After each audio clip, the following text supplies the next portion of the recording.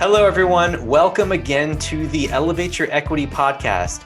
It's here where investors, with a special emphasis on couples, begin, continue, and deepen their journey to financial freedom together using the powerful vehicle of real estate investing to do so. Today on the show, we have a power couple. This is the power couple. It is a fantastic show today. These people are amazing to me. They are W-2 employees. They're working in the United Kingdom, and they started investing in real estate from scratch, ground zero, in March when the quarantine began. While they went about all this, they've already got a building under contract and built their network up rapidly and found themselves an investment, and they're starting to raise capital for it and are syndicating property right now from 9 months ago. This is incredible, incredible story. In this, we talk about a whole bunch of things, right? Yeah, it's a podcast that you absolutely have to listen to. They touch on their whole journey from beginning to end, like Derek was saying, starting from March, when they knew absolutely nothing about real estate. In the podcast, the veil is going to be pulled back, and you'll be able to hear how this power couple communicates, how they set goals, how they have a shared vision, and how they create balance with having a full-time job, each of them, having a shared real estate business together, and still being able to find time to really truly connect with one another. They also give advice for couples on how to start connecting in the way that they do as well, with a special emphasis on vulnerability and how vulnerability can really up-level your relationship as a whole and your business. Yeah, absolutely. And as most investors are out there, the most successful investors are the ones that are in a fantastic partnership in both the home and out in business and industry. So I think this is such a great show that touches on very practical, real steps that people can take to either build up their relationship capital at home and also with partners that are out there in the industry. And the other things too that we touch on is how to add value in apartment buildings, like a bunch of different methods in the way to do so. And also underwriting, how important that is. And then we also touch on morning routines. And so all of these things just combine to kind of create this fantastic soup of a show. And so you're really, really going to enjoy this fantastic interview that we had with Michael and Suzy. So without further ado, let's bring them on. All right, we have Michael and Suzy here with us. Great to have you guys on board. Thank you so much for hopping on. We appreciate it. And how is everything going with you guys? It's doing great, Derek. And thank you so much for having us on, Derek and Sophie. It's a pleasure being on this podcast. To say we're in the middle of a capital raise right now for an 88 unit. So we're very busy outside of our W-2s. Very cool. Very cool. Can you tell us a little bit more about this? We just want to hear how you guys came across this particular property and why, and just want to hear more about your guys' story. Absolutely. So initially, when we moved into the market, we're in Tulsa as one of our markets. And when we initially moved into that market, it's hard to develop relationships with brokers sometimes. And so we looked at a couple other properties and submitted an LOI on a property several months ago, back in August. And when we submitted an LOI with this broker, he knew that at that point, we were serious. Even though we didn't win that specific property or get that property under contract, that broker now knew us, and we built a relationship with that broker. And so after that, a couple weeks later, he sent us this property. At that time, when I looked at the property, since I do all the underwriting and broker relations for our business, at that time, I wasn't comfortable with the property. It wasn't at the position where I was ready to take a look at it, but we kind of followed it for several months after that because it was becoming stabilized at that time. We wanted a stabilized property because of agency debt and things like that. I didn't want to go in getting a bridge loan or any other loan product other than agency debt for our first property. Wow, fantastic. So I'm hearing a lot of tenacity, because if you're chasing a property like this for months, it seems like you know what you want. And you've been going after the broker and the property for a while. So first of all, I want to say congratulations. And that's a very impressive feat, an 88 unit. Absolutely. Thank you so much, Derek. Yeah. Yes, sure. It's definitely, the first deal we ever put an offer on was 126 units. And so that was a huge mind expansion for us. At first we were looking for anything that was between like 10 and 50 units, just because we thought smaller was more manageable. And what we found is actually, around 100 units is around that sweet spot, because you can have on-site management, on-site maintenance all the time. And then the property you can execute the business plan a lot easier at that point. Once we realized that, then we kind of stuck to anything that was kind of above 70 units to support the on-site manager and on-site maintenance. So, yeah. Very good. Congratulations, you guys. I'm excited about the offering, and you guys just had a webinar a couple days ago, which was fantastically done. So I am very much looking forward to how that unfolds. But maybe let's take a step back. I want to go back a little bit further here, because I know that our audience listening probably is looking at this and saying, "Whoa, that's really impressive." And so maybe let's start with, how did you guys get interested in real estate investing? And can you maybe give us a synopsis of how you got from getting first interested in it, and how far long ago was that? And to now you're taking down these almost 100 unit plus properties right now. Can you guys fill us in there? Yeah, absolutely. So our journey started towards the end of March, like beginning of April, when COVID started, actually. So for the listeners out there, Michael and I live in Cambridge, England. And so over here, we were in lockdown for a little over 100 days. So the only things we could do was leave to go to the grocery store and work out outside once a day. So with that, Michael and I actually started doing like a mini book club. And from there, one of the books that we ended up reading was Multiple Streams of Income. And about midway, I guess, through the book, it talks about real estate investing. And we were like, wait a second, like, why are we not doing this? Like, if we have all this time right now, this is definitely something that we should look into. And once we had that mindset, we like completely immersed ourselves into the podcast and the books and getting as much like education as we could. And we also then like ventured online and found out that, wow, like conferences are going online, meetups are all like via Zoom. Like this is something that we have to take advantage of immediately, because nobody really knew like how long it would last. But I mean, we're still doing Zoom calls online. And so we knew that it was just something we had to do right away. So at the beginning, we thought, like many others, that we had to start with single family homes to get into real estate quickly.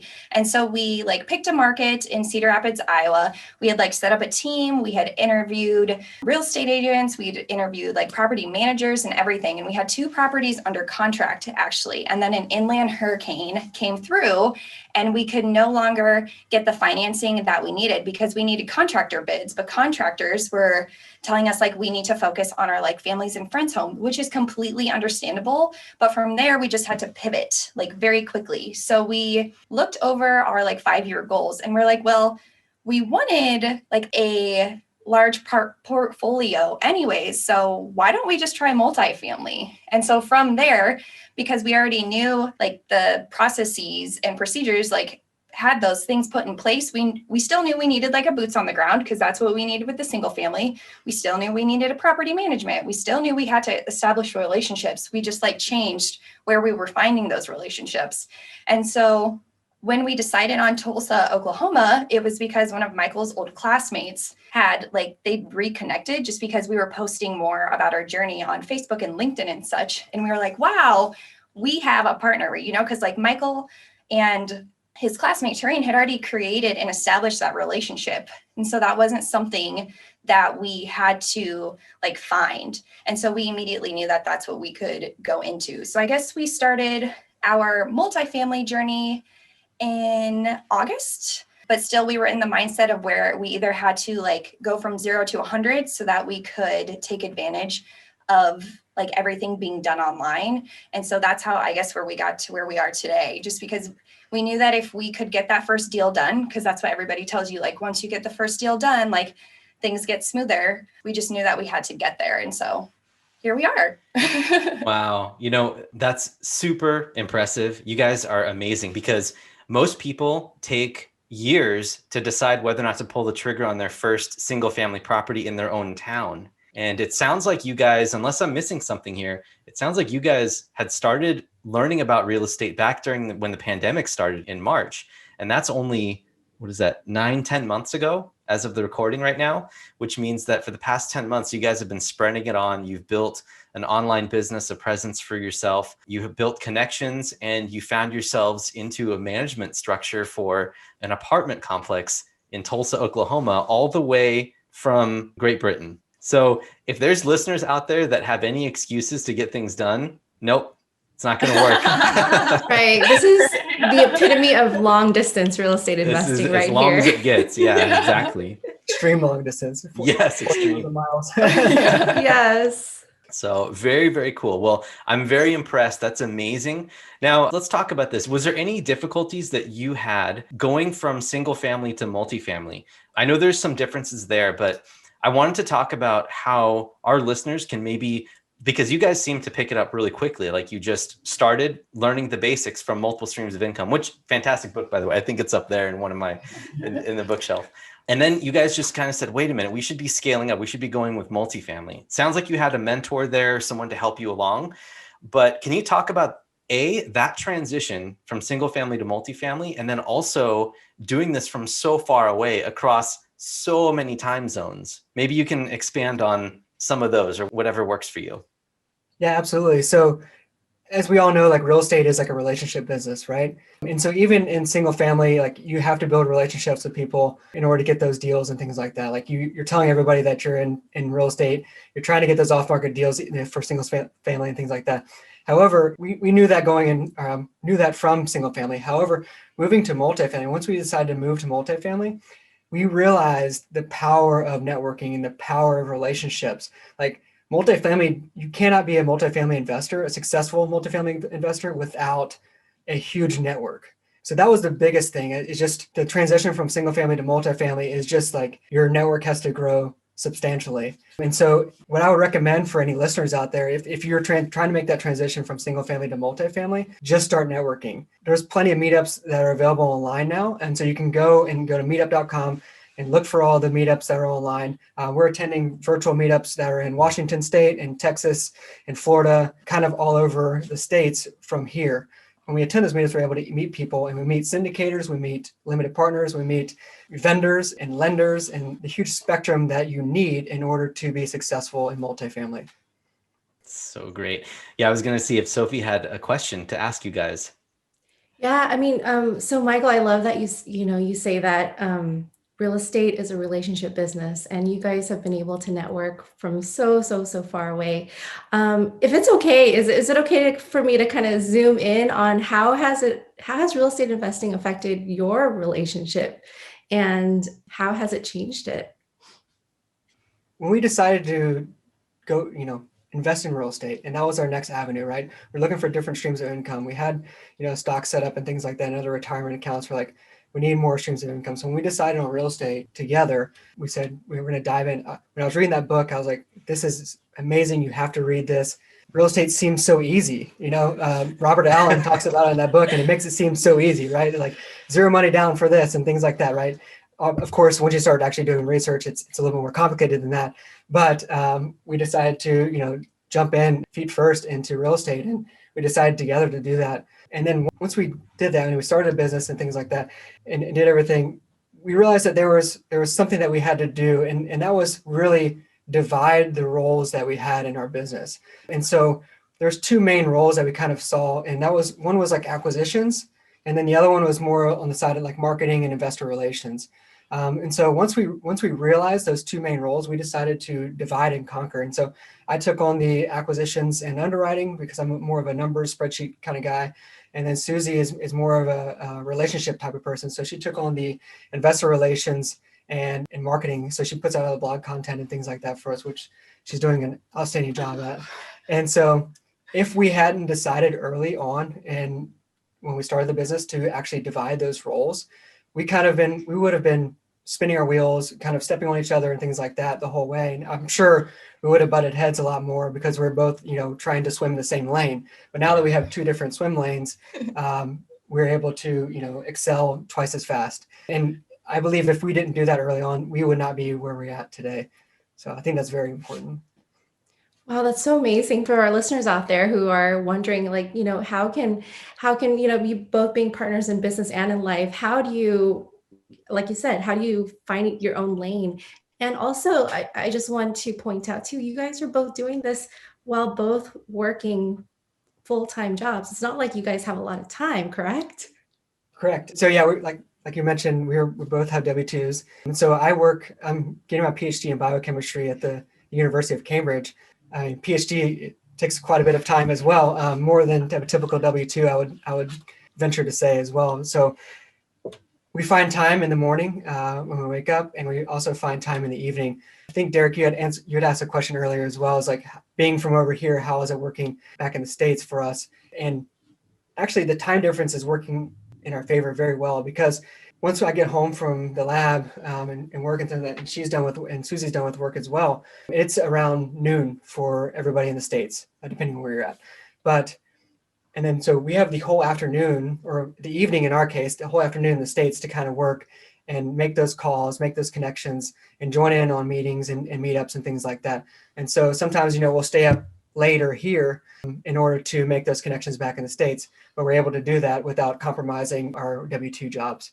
And sometimes, or we can even wake up early enough in the morning, 3:30 or 4 o'clock in the morning if we need to, in order to capture some of the people on the West Coast as well. Wow, man, that's drive, you guys. Congratulations. Really, really good stuff. There's plenty of places where many people in your spot, right, would have just said, oh, this is an obstacle. This is something that we can't overcome. Like, I'm so far away. I can't meet people. I can't go drive to the properties. I can't, put my hand on the property itself. Like, those are just things I can't do. So I'll just wait till I get back. Right. And then the procrastination, it always says tomorrow, you say tomorrow. And then tomorrow becomes tomorrow's tomorrow. And then it just never ever happens. So I love how you guys drew a line in the sand. You saw the opportunity from all of the books that you were reading and from mentors that you were talking to, and actually did something with it. And to great effect right now, because what you guys have done in the past, like 9 months, people have been trying for years and not getting any effort or output at all. So you guys are definitely doing something right. So all of our listeners out there definitely need to go and check out Michael and Suzy's website, which we mentioned at the beginning of the podcast. So please do that and learn more about them, learn more about their blog, and then because they're a great power partnership right here. So we're excited to see that. Let's back up a little bit. I know that this is maybe a question that Sophie was going to want to ask, but I know that it's very easy for us now to say, let's divide the work. Let's say you do this lane, you do that lane. How does that conversation happen, or how does that unfold? Like when you guys were dividing the work or deciding to say, okay, here's our vision, or was there that conversation of the vision? And how do we disseminate or make this doable? How do we break it up into pieces, and how do we assign the tasks? Can you walk us through how you're doing that among all of your W-2 work and trying to spend time with one another as well? So can you explain that to us? Yeah. Like when it came to like choosing between acquisitions and investor relations, like we had both kind of like put our feet in at the beginning with that, because like Michael said at the beginning, we were kind of like doing it all. But then when it came down to deciding, it really was just a conversation. And I mean, immediately, like Michael said, like, I want to do acquisitions, which was totally fine. I was like, that's great. Like, you can have that. Like, I want to learn about it. But if like his sense of urgency and wanting it, like said a lot to me, right? So I wouldn't want him to not want to do something or to take that away. And me naturally also being okay with doing the blog content and investor relations, I was like, no, I can do this. Like, this is getting on these networking calls has gotten much easier, like at the beginning it's scary, but anything new is scary. And so the initial conversation was still okay. And it's not always like clearly defined, just because there will be days where I need to step in and do like something with acquisitions or broker relations. And there are times where like I will just ask Michael, like, I'm needing help right now. Like, can you help me with this networking piece or investor relations or whatnot? So it is divided, but it's also very blended, because we wanted to be in a position where we were still working together, like side by side working together. Like, we want to be able to transition in and out of that, like with like very nice flow. When we first started getting into multifamily, and I was reading more and more books, we're like, okay, somebody has to do underwriting and all these other pieces that have to kind of fall in place. I started picking up books about underwriting, and I was like, oh, I really love this, because I deal with data and spreadsheets and stuff like that all day long in biochemistry, putting together graphs and spreadsheets and looking at these anomalies that you find while doing the experiments and things like that. So like, it's kind of like breaking down, the T12 and the rent roll and things like that, and looking for mistakes. But at the same time, like Suzy says, like, she also knows a lot about acquisitions, and I know, and vice versa. I know a lot about investor relations and writing blog content and stuff like that. So for example, even though like I like to analyze a T12 and look at all the expenses across, the last 12 months, and also look at the rent roll and see, okay, who's paying, who's not paying, and look at the little details on the balance sheet and things like that. Like Suzy also has a background in accounting. And so like she comes over and she helps out with that as well. I have to say, you guys, that Michael, you are definitely a man of my heart, man. I am an engineer, true and true. And so I love going in and doing some of the details. And I think that's really been a lot of my detriment because I've been spending sometimes so much time working on underwriting that I've been missing the forest through the trees. The really important thing for me is a different function right now. And that's something that I've realized by taking some perspective and actually speaking with my wife, with Sophie, about it. Like, how can we make this more successful? How can we go about it? And having that other perspective, yet knowing also a little bit of each other's side of the business is just, well, you can see the end result, which you guys are doing right now. So it's just incredible. So very, very well done. Go ahead. Yeah, and it also sounds like you both are utilizing each other's strengths too. Based on your background and based on just your aptitude for, like, Michael for spreadsheets and numbers, and then Suzy also with numbers as well, and with your background in marketing, it just sounds like such a beautiful blend and composition. It sounds like you set yourselves up for success very early on and created that beautiful foundation for the future.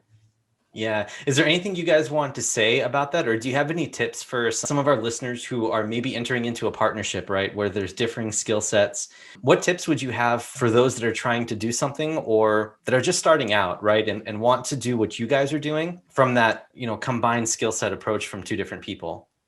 Yeah, so I guess the tip that I would have is to, one, reflect on yourself and be like, what would excite me in this journey? Because if you choose a task and it doesn't excite you, it's not going to be fun to do day to day. And so once you reflect on that, yourself, and then you go and have that conversation with your partner, be like, okay, these are the things I thought about. This is where I think that I would excel in this. And so once you can have that very open and vulnerable conversation, I think that's what will establish that foundation. Because I was talking with Michael about this earlier. So when two people are in separate W-2s and they talk about their day, or if they have a problem or a project, it's not like the other person can majority of the time swoop in and be like, oh, I know how to help you. But when you do this together, you have that support that is, I don't even know how to describe it. The support is so overwhelming. Your heart just feels so full all the time because you know that that person is there for you. And so if you are able to be vulnerable and open up about what you want and what you want to do, and then decide from there, it actually creates a really great harmony within your business. Fantastic. Such good nuggets of wisdom there. What about you, Michael? Do you have any tips for those starting out that may be sort of from coming from your perspective or from mine, where, we're detail oriented and on all of that? What do you think? Yeah. So the tip I have is if you're looking to get into multifamily, and I think the biggest part on the acquisition side of things, I'll give a tip about that, is there are so many different analyzers out there, so many different spreadsheets, so underwriting tools that are available to everybody. What I would suggest, and this is what I did, learn as many as you can. It can be overwhelming, but I've learned on, I would probably say over or close to a dozen different underwriting tools. And so I taught myself how they each work and what I liked about each one and what I didn't like about each one. And then from then and only then, do you need to choose which one you like the best, right? Or you can build your own. So take the time to not only first learn how to underwrite, how it works from the basics, but then after you learn the basics, learn all the different underwriting tools that are available to you. I'm not saying go and pay for all the different underwriting tools that are available, but there's several different ones out there that you can get your hands on and just kind of learn how they all work. And they are all different. And the way that they do the calculations, or the way that you put things in there, the flow of it, if you will, very different. So find the one that you like. Take the time to do that from the beginning, because if you don't like it, then it's going to be a struggle for the first several properties that you underwrite, and you might end up not liking it after that. So make sure you like your underwriting tool. Yeah, I think that's huge. Sophie and I have this conversation all the time that underwriting, it's always this mysterious art, right? That everyone is always looking for it. And I pick my words carefully here because underwriting is both an art and a science. And that's something that not a lot of people really truly get, at least from my perspective, because, not only is there's facts that are true about the building that you're getting from the seller, right? Like through the broker, you'll get information about who's in there and what the rent roll is and what the T12 looks like. And you can enter that information in. But the art form comes in, how are we going to operate the building? And what are the market rents? What are truly the market rents, right? And how do you project that out how do you project the business going over the next 5 years?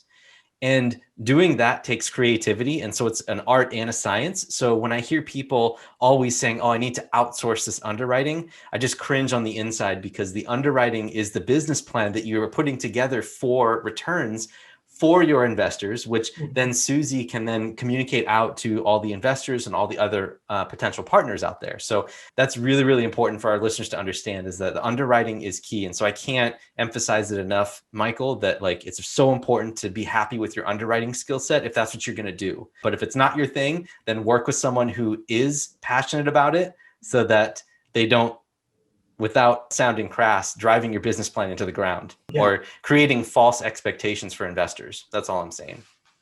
Absolutely. I think another tip too is, if you can, build a relationship with somebody in the market who is actively investing in the market that you're interested in.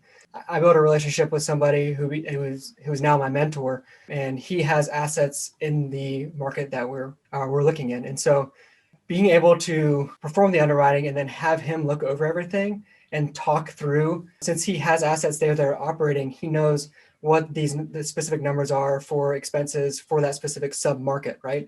There are expenses in markets, but then there's different expenses in sub-markets. So if you don't understand the underwriting for the individual sub-markets, then that can be a challenge, right? So I am very, very fortunate and very thankful that I found a mentor and built a relationship with him. It's not like a paid mentorship or anything like that. It's just an organic relationship that I kind of built upon. And it's just very powerful to have somebody look over everything, especially if you're new, like looking over everything and saying, okay, this is wrong, this is right, this is what I would have done differently, or this is what I would change here or whatever. And then also, like you're saying, underwriting is an art form, like understanding what kind of art, if you will, what kind of business plan you can devise for that specific submarket. A lot of new underwriters will say, okay, we have to renovate X number of units, and then because once we renovate them, then we can bring the rents up to market, whatever. There's a lot of other things you can do in underwriting other than just renovating units and bringing them to market. Like you can add like washer and dryers into the units, or you can add amenities that's going to attract high quality residents, or you can just do exterior renovations that's going to attract high quality residents as well. Like there's a bunch of different things that can drive rent increases, which then, drive your overall returns for your investors. Yeah, so good. So good. Awesome. Yeah. The other thing too is, operational opportunities, like going ahead and finding a new property manager. Also, like buying properties that are already under market rents. So you have an opportunity already to raise rents without really doing too much. And then burning off loss to lease, which is more of a complicated term, but there's plenty of things that you can do, convey correctly what the business plan is. And so until you get really involved in the underwriting, I think it's definitely, there's extra variables on top of the single family. And a lot of my listeners are also into single family, or they have single family experience. And so for them, having the extra layer of multiple units, and you have a vacancy thing, you have a vacancy factor to work through, and then you have common areas, and you have your own property management. Those are different things that are extra opportunities to increase value on the property. Thank you for pointing that out. That's great. Yeah, so let's shift gears here a little bit. I want to go back into mindset and start talking about the routines and habits that you guys use to power yourself to all this wonderful success. So a question that I have normally for podcast guests is, what do your morning routines look like? How do you get yourself motivated in the day to tackle all this, especially with the W-2 full-time job? No, yeah, that's a great question. So we are naturally morning people. So I think we wake up with motivation, but we usually wake up around 5.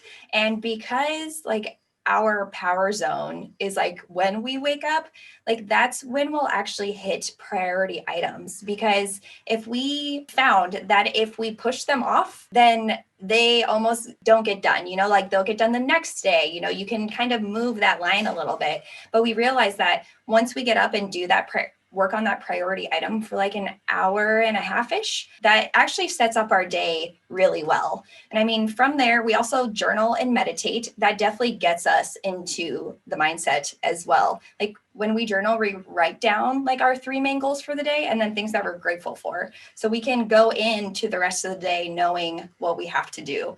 And I mean, from there, we do like the standard workout, breakfast, shower, get ready for work. And since I work from home, my 30-second walk up the stairs makes it really easy to like lose on that commute time. And Michael has an 8-minute bike ride. So I mean, that's also like a very nice, we gain a lot of time like to be able to work on our morning routine because like our commute is so short, which we are very thankful for. Absolutely. And you guys, with your morning routines, was it something that you fell into, or how can you tell our listeners, like, how long did it take, and how can listeners out there like start to create a morning routine that is set up for a successful day?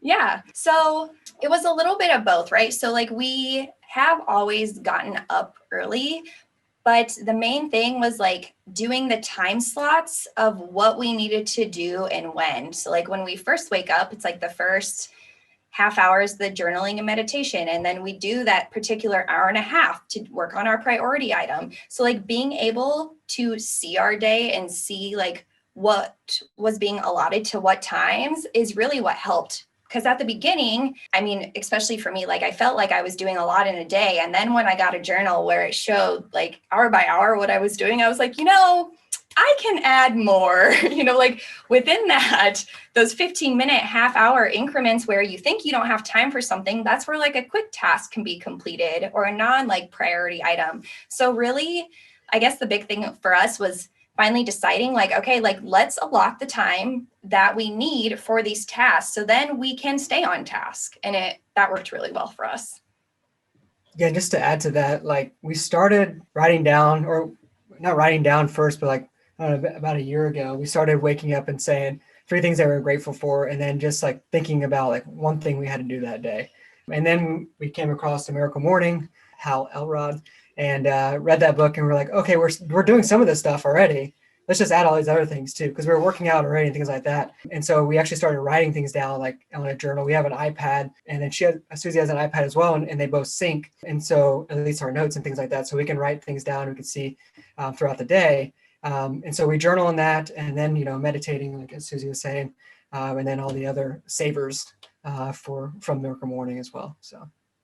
Love Miracle Morning. We go to Hal Elrod's Best Year Ever every year. I think we went 3 years in a row. So cool to meet people who are like co-Miracle Morning. Absolutely. Yeah. So you guys wake up at 5. You have this wonderful routine. You go to your W-2 jobs, and then you come home, and then you're networking and you're working on your business. Talk about balance. What is your definition of balance, and how do you find that in this whole schedule and your busyness? No, yeah, absolutely. So I mean, I guess it might be different for me than Michael, but because we are like intertwined in the business, like that actually creates some balance. So because we're doing an activity together that we both love, like it feels like we're together, so like we do the networking calls together. So I mean, there's time for laughter with that. I mean, we still do like our dinner together, we cook together, like that, even that space for like creativity, that creates balance. So I mean, I guess one thing about us too that really helps is that we don't own a TV. So we have a lot of time where we are connecting like without electronics. So I mean, when we're not networking, that's when we do step away, and that's when we're cooking dinner, or like at the end of the night, we'll go back through our journal and reflect on the things that we're grateful for and like ask each other about our tasks. So there's still a lot of, I guess, like communication between the two of us that doesn't have to do like with our W-2 or with the real estate side.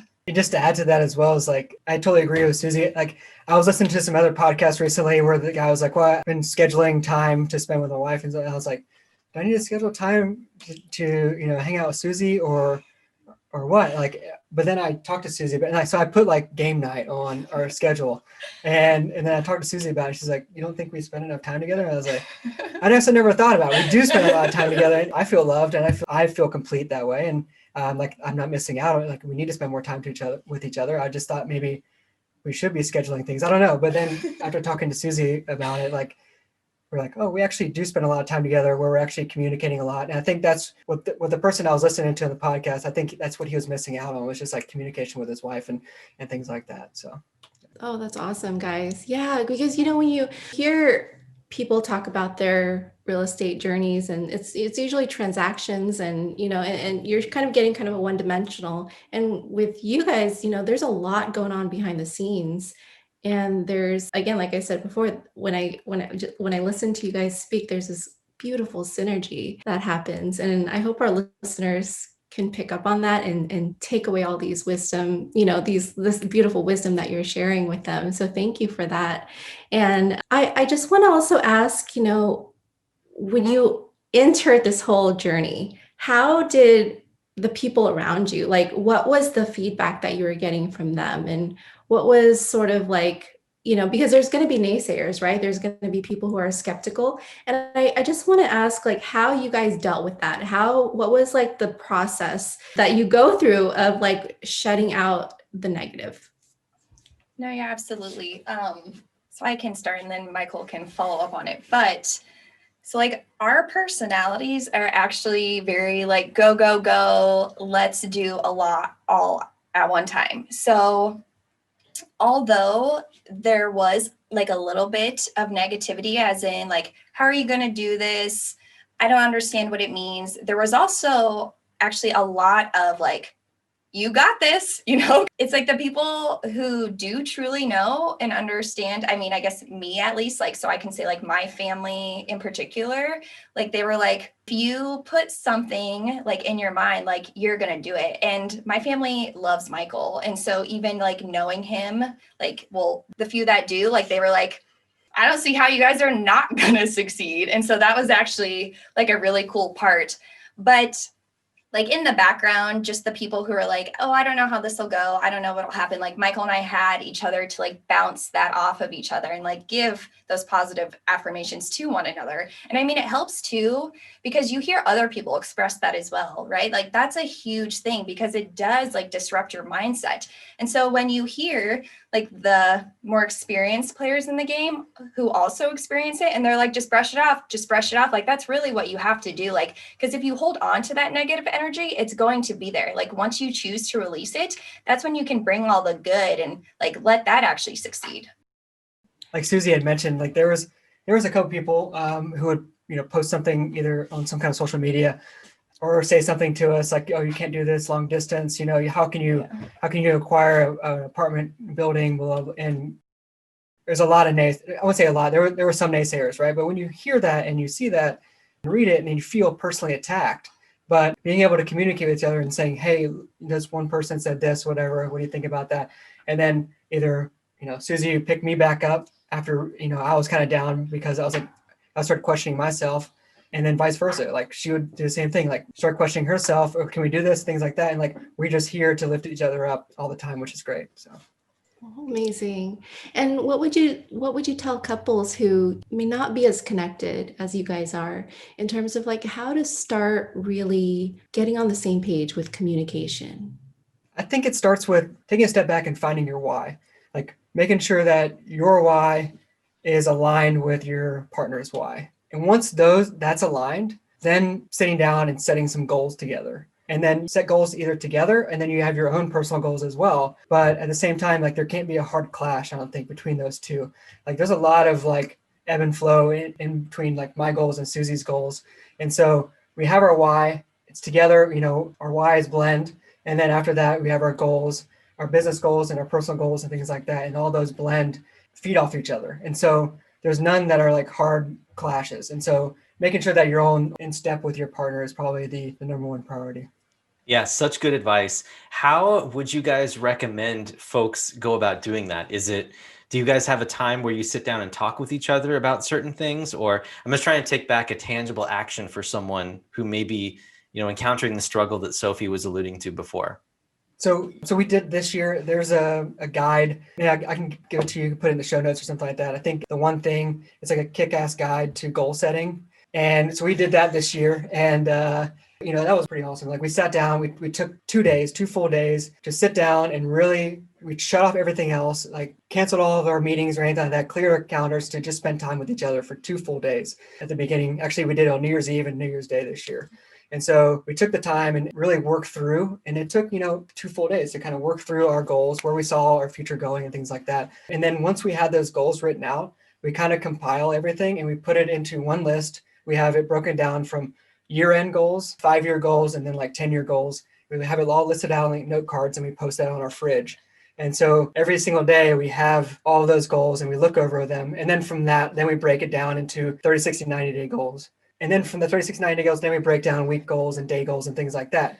And then, hour by hour goals. But having those visual goals like listed on our fridge and like seeing that, 10 times a day, probably 15 for me because I love snacks. But but seeing that all the time really helps keep your mind focused on what you want to do. Man, you guys, this is such gold. Thank you so much for sharing that. I think that this is going to change people's lives. Honestly, if they really heard that, if they really understood that, and were able to take that away and implement it, this has the potential to change some lives. I want to drive it home one step further on top of this. Okay, I want to ask you both, before you started investing in real estate together, or at least launching your business, how have you seen each other influence one another, and how has real estate investing lifted up your mindset as a couple? That's a great question. So I want to take it back before I met Suzy. So before I met Suzy, I was in the military, going to work. I just saw myself retiring from the military and then transitioning to some government service job, as a civilian, and then doing another career in that, because 20 years there and then 20 years in that, and then just retiring after that too, and double dipping from retirement, which a lot of military members do. And so I didn't really have my goals. I didn't have goals planned or anything like that. And I was just kind of going through the motions of life, waking up, going to work, coming home, like watching TV, and then going to bed or whatever, and rinse and repeat. And then I met Suzy, and I've never been energized by somebody so much in my entire life. Like, she drives me to be better, right? And she doesn't directly say anything. It's just like being in her presence and like knowing and feeling loved and feeling the support, where it's like, you can do this and you can crush it, and I'll be here no matter what. And so that has driven me beyond more than I ever expected from life. And I'm really appreciative of that. So it's when we got into real estate, like, we started reading more self-help books and stuff like that. And that has just grown even more and since then. So, yeah. That's fantastic. So, but what I really wanted to hear, that was a great answer. I wanted to hear also how, because there's always, at least our Sophie and I's mentors, we get reminded of this all the time. There's always 3 dynamics in a play, in a couple's relationship. There's one person, the other person, and then the together, right? There's the combined. So would you have anything to comment on the fact of how either you individually have grown because of this experience together, or maybe the other person, or maybe your unit? Maybe you guys could expand on that a little bit. I think we've grown a lot together during this whole thing. So being able, and that's one of our whys too, is like being in quarantine, not in quarantine, but in lockdown during COVID, like we spent a lot of time together, more time than we've ever spent together. And then really connecting that period as well. And we realized, hey, we want to have jobs in the future, or do something where we can actually spend more and more time together, because we had such a great time. So to answer your question, I think the together part grew the most during this real estate investing journey, not only because we work together as partners in the business, but also, partners in life, and just in general. And that's, like I said, that's one of our whys, is be able to, we're doing this real estate thing. And so when I retire from the military in a little over 7 years, I can transition to real estate, either be active or passive, however we want to do it, but I can work from wherever or whatever country we want to work to now, because we're setting up the systems and processes to do that. And so we can spend all the time together and grow that togetherness even more. No, and I want to add to that. So before, like in the workplace and whatnot, like I was very hesitant and quiet, just because sometimes I had that lack of confidence. When we started this real estate journey and I could bounce ideas off of somebody I trust, like, then outside of the real estate journey, like, so me as an individual, I become more confident. So before I was hesitant because I was like, is this right? Am I going to say the right answer? You know, like a lot of people go through that. But now, like when I'm with Michael and he's like, oh no, that's right. Like, yes, you know, I can go out of that and being like, you know, like I've actually been like right often, like I should be more confident outside of this space and bring it to other places. So like within my W-2 and even within like my friendships and such, I've been like, nope, like I can say more. I don't need to be hesitant. Like I can do this. And so that's actually been really great for me as an individual with my growth. I love it. Yeah. And like, I've noticed the same thing too. It's like everything you do together, it kind of ripples, you know, into an individual and then vice versa. So there's this kind of, there's this beautiful dynamic between, again, like Derek was saying, the individual growth and then also the growth that you guys do together. And then it sounds like real estate investing is sort of just a byproduct. Your success in it is a byproduct of everything that you've done together. And that's really wonderful. And is there anything else that you want to share with our guests in terms of, you know, really solid, like, pillars, principles that you think helps partnerships succeed? Yeah, absolutely. So one thing I would definitely say that you should do is like, if you ever are feeling like down, you should be open about it. If you're ever feeling frustrated, like you should be open about it. If you are ever feeling happy and above the moon, you should be open about it. You know, it's like expressing all of those emotions are extremely important. Like, because once you become consistent with your emotions and like talking about your emotions, those emotions flow like in and out, you know, like you can feel them, they can leave, like, and it won't be such a disruption. So I've found that like with certain situations, if I hold on to an emotion, it's disrupting like my day, you know, it's disrupting my pattern. So like as soon as you can express it, for me, I think helps a lot with like people growing within one another. Yeah, I couldn't agree with you more there, at least from our relationship between me and Sophie.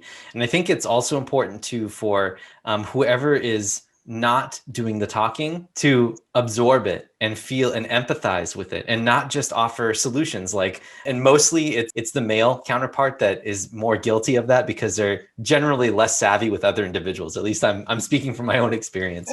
And so I've learned a lot by talking with Sophie through the exact same thing that you're talking about, the ebb and flow of emotions, being open with it and just having it be okay because there's no wrong way to feel anytime.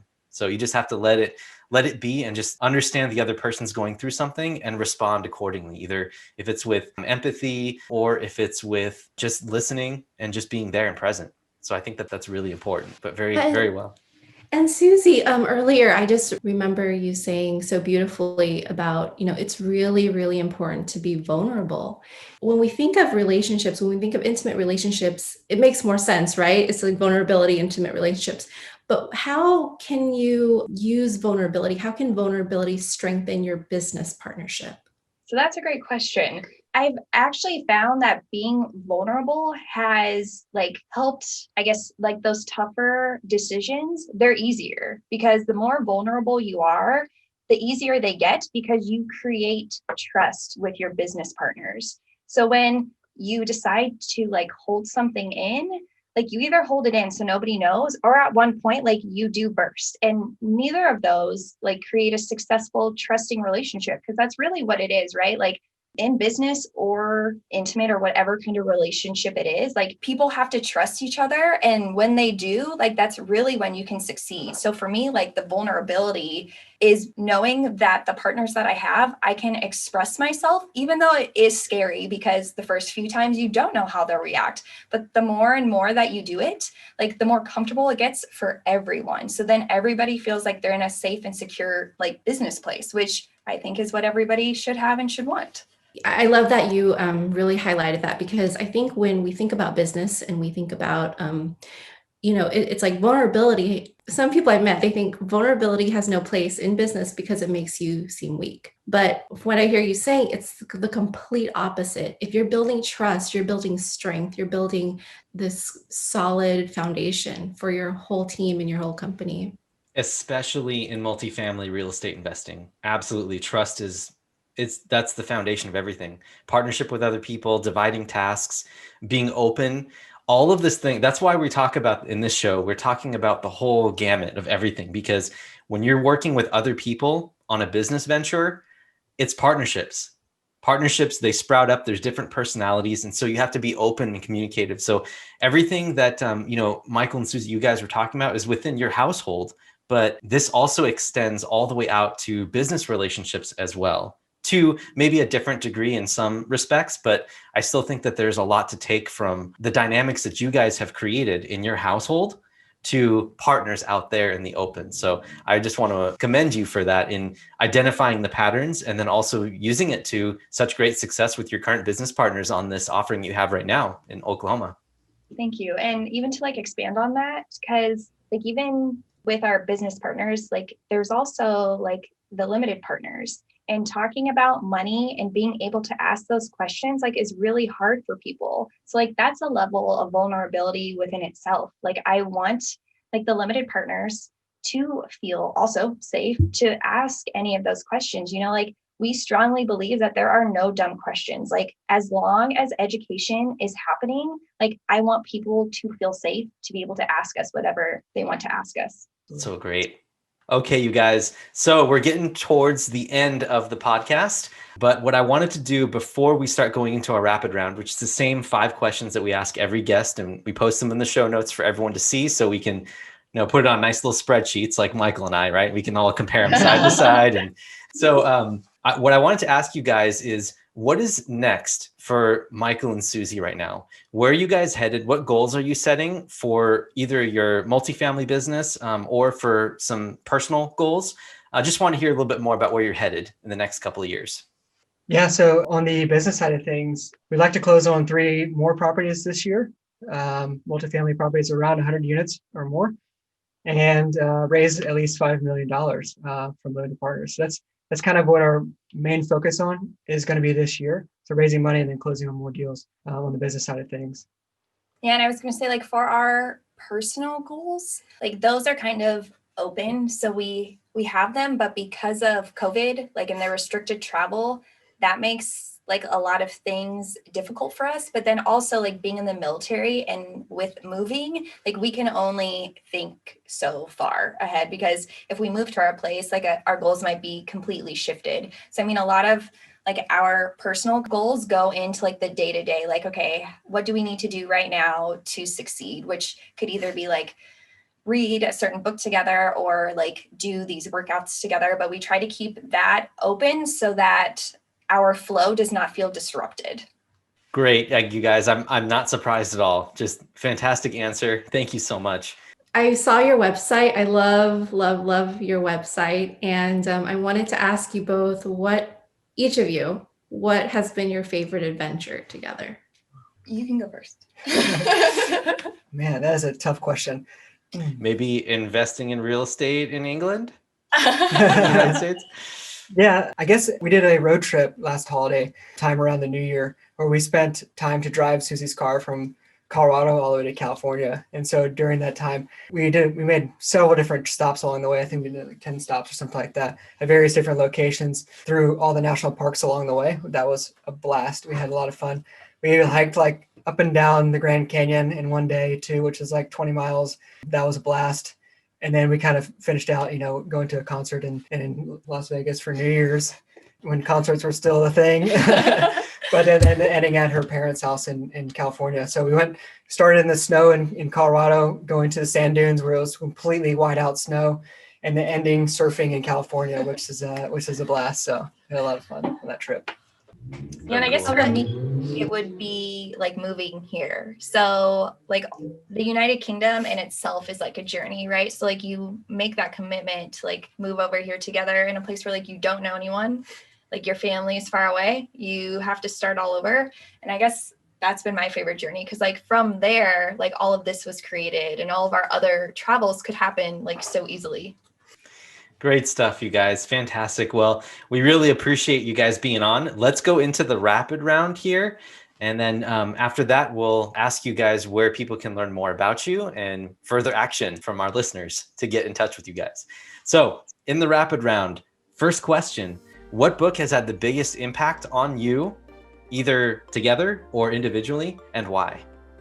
The Slight Edge, Jeff Olson. So that's the book that, yeah, it's a great book. When I was in Afghanistan, one of my deputy commanders gave me this book for Christmas. Actually, I think it was like 2015 or 16, 17. I don't remember. He gave me this book and I was like staring at it. He's like, you have to read this book. It's going to change your life. I said, okay, cool. And I was already reading, and I had read several dozens and dozens of books while I was deployed. And I kind of put it on my list. I was towards the end of my deployment anyways. And so it kind of went into the box, got sent back home, and I didn't actually end up picking it up until now. And so Slight Edge changed our lives. We read it and realizing the compounding effect of daily actions that you can take every day, building over time. I know that's a long answer, but Slight Edge, Jeff Olson, great book. Great book by Jeff Olson. Yeah, fantastic book. That was also towards the beginning of our investing journey and personal development journey as well. So glad that there's some similarities there. Now I know what track I'm on, which is good. All right. Number 2, if people wanted to be just like you, what is the first actionable thing that they could do right now to follow in your footsteps? Learn to laugh at themselves. No, I'm just kidding. That's a good one, actually. That's good. Oh, okay. No, I mean, that's true though, right? Like make everything really light.